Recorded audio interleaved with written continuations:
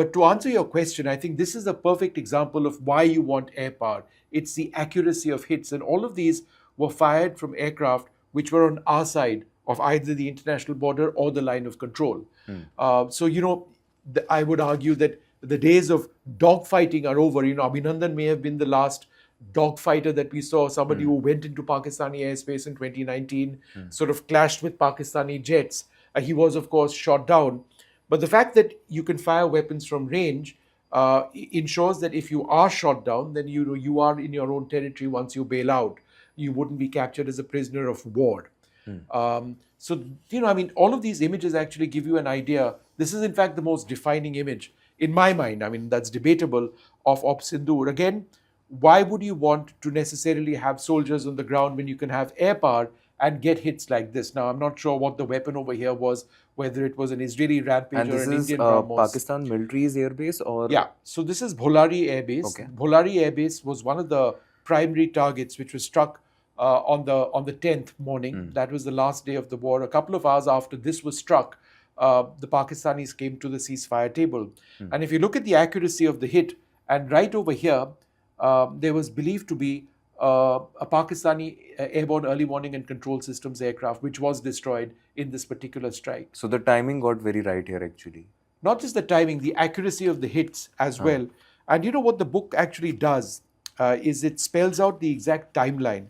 And I think if you're looking at this particular image, I think this little bit is quite interesting, because we actually talk about the number of attacks. Yeah, here we are.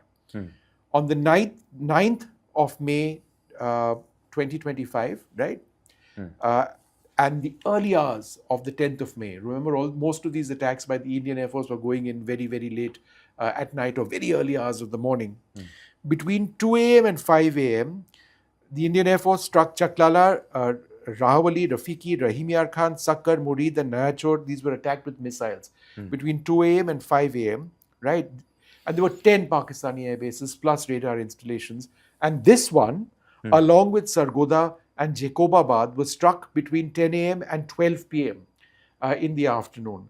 And it was because of all of the strikes, and we've got many of the other pictures with us, it was because of all of this and the fact that we also shot down a Pakistani AWACS platform that at 3:35 p.m.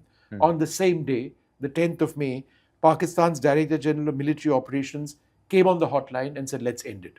Let's get into a ceasefire. We said we'll accept Before that. They were not agreeing. Yeah, because that's a key point. On the 7th, when India struck, and we struck as a result of, it was a reaction to the horrific Pahalgam terror attack in the Baisaran Valley, which took place in your part of the world.